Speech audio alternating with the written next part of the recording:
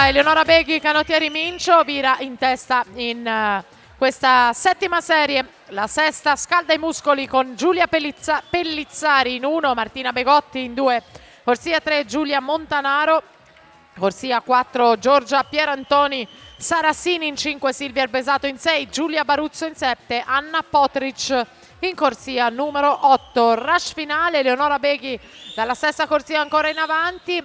Avanti a tutti, andiamo a vedere il suo crono, 1:04.27 ufficioso.